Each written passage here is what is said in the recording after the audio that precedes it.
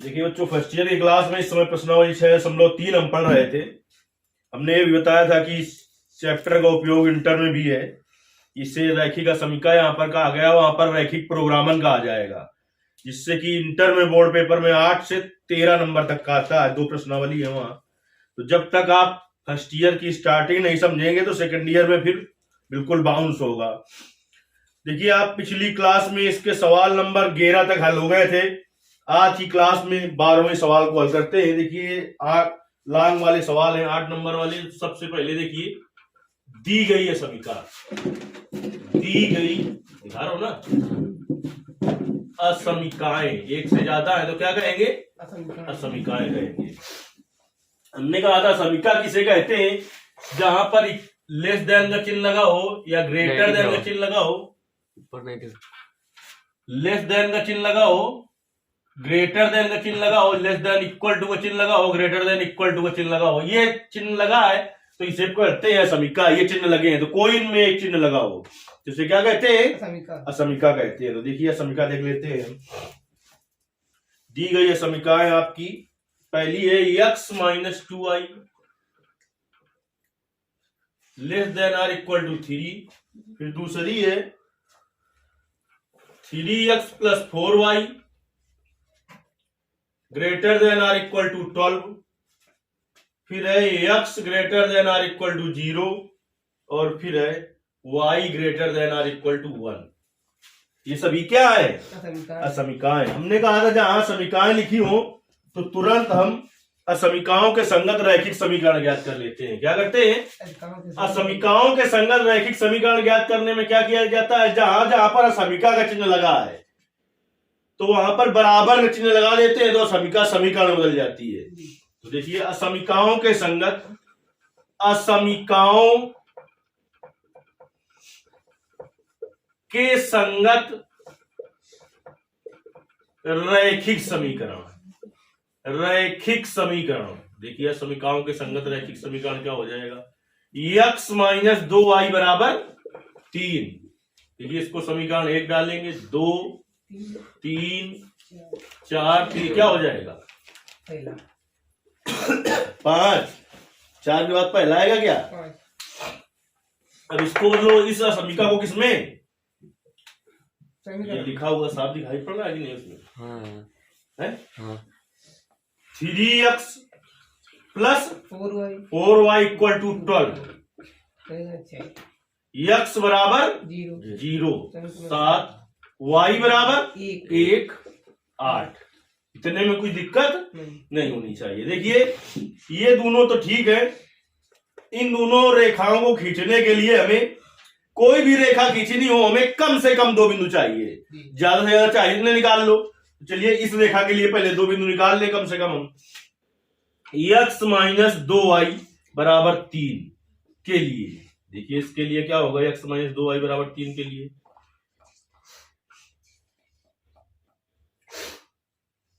ये x और ये y, पहले x = 0 इसमें रख देना है तुम्हें। रखो x = 0 तो -2y = 3, तो y = -3/2, यानी कि -5। दोबारा y = 0 रखा जाता है तो y = 0 रख दो, सीधे सीधे x बराबर कितना आ गया? 3। तो ये पहला जो बिंदु है वो बिंदु a का निर्देशांक है। यहाँ पर हिंदी लिखेंगे बिंदु a का निर्देशांक, हमने सीधे लिख दिया। आप क्या लिखेंगे? बिंदु a का निर्देशांक। 0, -1.5। फिर लिखोगे बिंदु b का निर्देशांक 3, 0। अब इस रेखा के लिए आते हैं। आप इसके नीचे लगाएंगे, इधर अगल बगल कुछ नहीं करना, ना उधर, नीचे बस सवाल लगाते जाएंगे, नीचे को इधर। अब आएंगे आप 3x + 4y = 12 के लिए, 12 के लिए। इसके लिए भी 2 बिंदु प्राप्त कर लीजिए इस रेखा को खींचने के लिए भी। तो इसे बना लेंगे हम x y। एक बार इसमें x = 0 रखो तो 4y = 12, तो y = 12/4। 3, दोबारा y = 0 रखेंगे तो ये वाला 0 हो गया। 3x = 12 तो x = 4।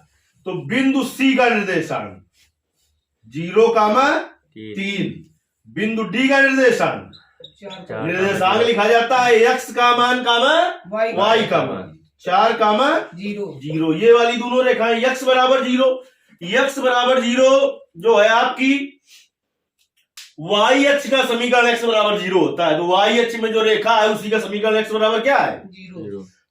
y बराबर 1, तो x अक्ष के समांतर रेखा का समीकरण होता है y बराबर b।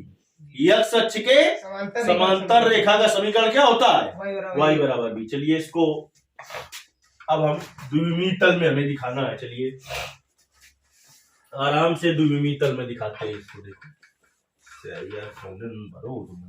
ये तीनों ने भरो।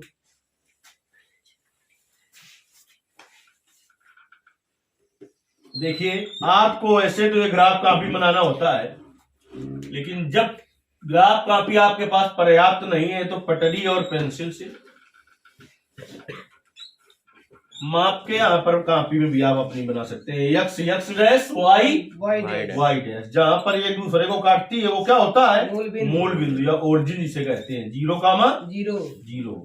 अब इनको देख के पैमाना माना जाता है। इन्हीं को देख के ज्यादा से ज्यादा 4 सेंटीमीटर तक गया तो पैमाना मान लेंगे। माना 1 सेंटीमीटर बराबर 1। क्या पैमाना मानोगे 1 सेंटीमीटर बराबर 1। तो देखिए 1 सेंटीमीटर में लिख दीजिए 1, फिर 2, फिर 3, फिर 4, फिर 5। इधर भी x और y अक्ष में प्लस, x डैश और y डैश में माइनस होता है। तो 1, फिर 2, 3, 4, 5 ऐसे इधर आएंगे। इसमें तो -1, फिर -2, -3 ऐसे चलाए गए आगे को। ऐसे इसमें होगा ये -1, -2, 1 सेंटीमीटर में नाप के चिन्ह बनाना है -3। अब देखिए बिंदु ए का निर्देशांक 0,-1.5, यानी x में 0 होना चाहिए और y में -1.5 इसमें आएगा। अब -1.5 कहां पाया जाएगा -1 और -2 के बीच में। तो यहाँ पर बिंदु ए हो गया है। यहाँ पर बिंदु ए जिसका निर्देशांक क्या है 0,-1.5 लिख देंगे।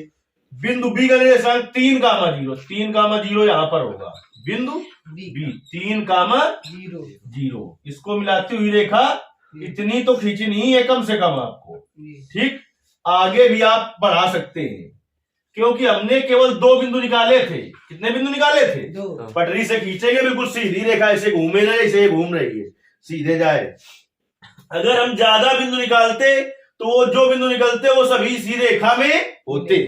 हमने बताया था कि रेखा 2 प्रकार से खींची जाती है। इसमें एक सी मतलब ऐसे और एक डॉट लाइन में। डॉट लाइन में वो रेखाएं खींची जाती है जिसमें असमिका के चिन्ह में लेस देन हो, ग्रेटर देन हो, इसमें इक्वल टू का चिन्ह न लगा हो।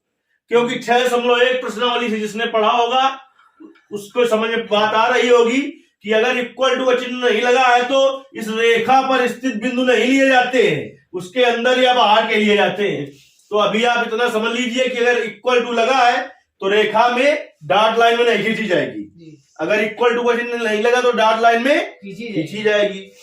अब दूसरा समीकरण जो है उससे बिंदु क्या प्राप्त हुए 0,3। तो x में 0, y में 3, ये है C। ये क्या है 0,3। फिर है 4,0। तो कहां है 4,0? ये है। तो हो गया D 4,0। कम से कम तुम्हें इतनी तो रेखा खींचनी ही है। ठीक, चाहे तो इसको बढ़ा भी सकते हैं और इधर भी बढ़ा सकते हैं सीधे, लेकिन पटरी से आप खींचेंगे खुद सीधी जाएगी जहां जा रही है। चलिए x बराबर 0 रेखा कहां है x बराबर 0। y अक्ष का समीकरण होता है x बराबर 0। ये रेखा है x बराबर 0।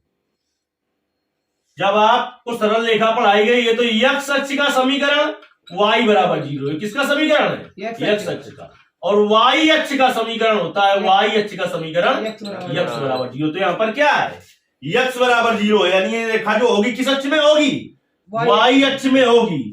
ये वाली रेखा है, ये कौन सी रेखा है, ये रेखा है आपकी।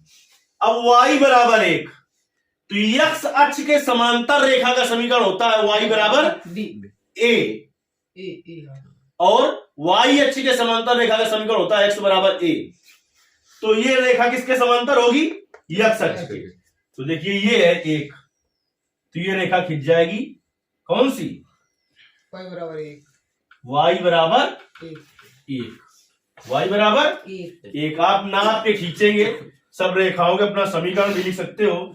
ए बी, ये कौन सी रेखा, ये है x माइनस 2y बराबर 3, और दूसरी रेखा जो थी आपकी डी वो को क्या है, 3x plus 4y equal to 12। ये कौन सी रेखा है, y बराबर 1, और ये कौन सी रेखा है, x बराबर 0। अब देखिए इन सभी असमीकाओं को मूल बिंदु से संतुष्ट कराया जाता है।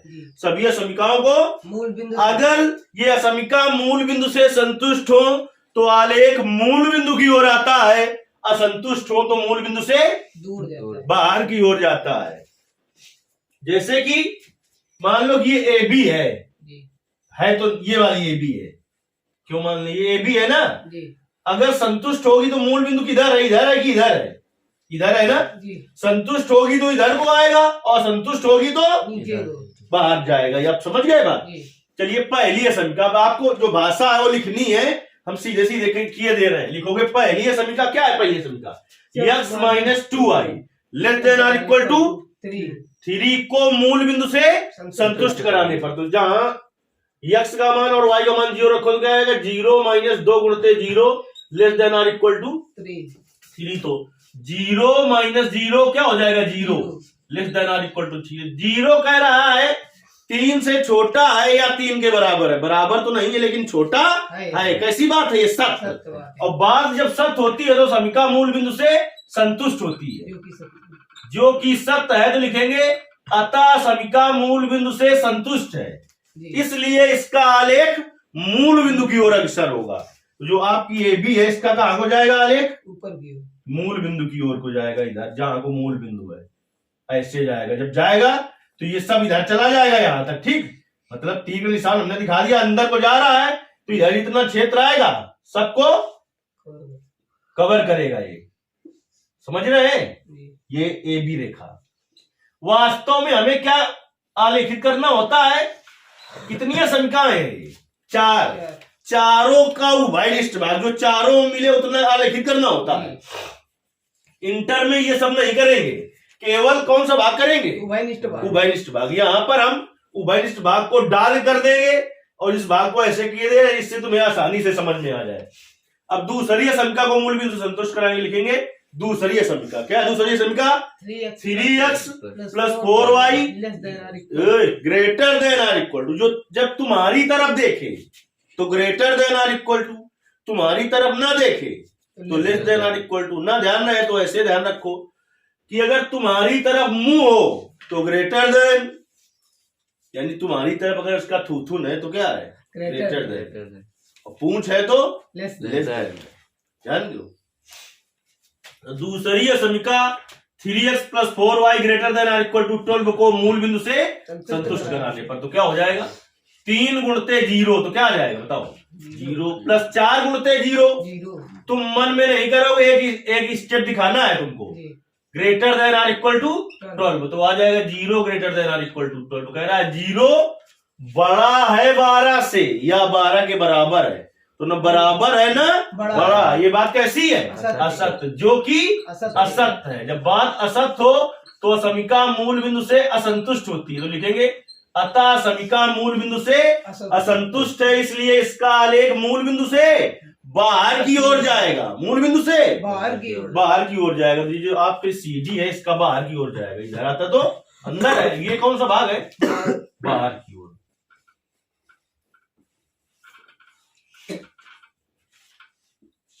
अभी तक कितना भाग है जो दोनों में कॉमन मिल रहा है, कितना भाग दोनों में कॉमन मिल रहा है बताओ, है बस यही ये वाला भाग, ठीक, दोनों में। अब तीसरी समीका को मूल बिंदु से संतुष्ट कराने पर, तीसरी समीका को मूल बिंदु से संतुष्ट कराओ। है? जीरो। तो 0 ग्रेटर देन और इक्वल टू 0, 0 बड़ा है 0 से या 0 के बराबर है। सत्य। कैसी बात है? सत्य वाली। जो कि सत्य है, अतः समीकरण मूल बिंदु से संतुष्ट है, इसलिए इसका आलेख मूल बिंदु की ओर जाएगा। तो मूल बिंदु इधर की ओर है, ठीक हाँ। है कि नहीं है? तो इधर की ओर जाएगा अब इसका, तो इधर की ओर जाएगा। ये यही तो है रेखा x बराबर 0। हाँ। तो इधर की ओर जाएगा, तो इधर सब चला जाएगा, इधर ये चला जाएगा इधर, है? तो अभी तक कौन सा भाग कॉमन मिल रहा है? केवल इतना भाग तीनों में मिला। हाँ। अभी लेकिन चारों का निकालना है हमें। किसका निकालना है? चारों का निकालना है। तो चलिए इसको कराइए मूल बिंदु से संतुष्ट। तो लिखेंगे चौथी समीकरण को मूल बिंदु से संतुष्ट कराने पर। तो क्या हो जाएगा? 0 ग्रेटर देन और इक्वल टू 1। 0 बड़ा है किससे? एक से। सत्य है। 0 बड़ा है एक से। असत्य है। ठीक, कैसी बात है? न बड़ा है न बराबर, कैसी बात है? असत्य। जो कि असत्य है। तो लिखेंगे चौथी समीकरण मूल बिंदु से असंतुष्ट है, इसलिए इसका आलेख मूल बिंदु से बाहर की ओर जाएगा। मूल बिंदु से बाहर की ओर। तो ये बाहर की ओर जाएगा। कर दो बाहर की ओर इसका। आपको गिचिर पिचिर नहीं करना है, हम समझा दे रहे हैं। उभयनिष्ठ भाग दर्शाना। उभयनिष्ठ भाग दर्शाना। अब तुम्हें हम बता रहे हैं कौन सा भाग उभयनिष्ठ है। यही वाला बस। इधर नहीं आएगा ना। केवल इधर ही रहे। देखिए इस रेखा के ऊपर रहेगा इसके, और इसके भी ऊपर ही रहेगा, ये यहां पर नहीं आएगा। समझ रहे हैं आप कि नहीं? चित्र माप कर बनाएंगे जैसी स्थिति बने, क्योंकि इसके नीचे आ जाएगा तो उसमें ये वाला भाग शामिल होगा। अगर 2 समीकरण हो तो दोनों में मिलना चाहिए, उभयनिष्ठ कॉमन है। 3 हो तो तीनों में, 4 है तो चारों में मिलना चाहिए आपको। बात समझ गए? तो जो हम डार कर रहे हैं, केवल चाहे तो आप सब कुछ करें फिर इसको डार करें, और नहीं तो केवल आपको क्या करना है? जो उभयनिष्ठ भाग है इसे ही केवल आलेखित करना है। बात समझे? हमने कहा इसके नीचे नहीं आएंगे। अब आप बात समझ गए होंगे, नहीं समझे हो? चलिए चूंकि बड़े बड़े सवाल है तो यही एक सवाल फिर इसके आगे के फिर बताए जाएंगे। आपको एक एक सवाल क्लियर करना है, क्योंकि इसकी भाषा भी आपको लिखनी है जो हमने बोली है। तो लगभग 3 पेज में सवाल लगेगा। भाषा एक एक लिखी होनी चाहिए।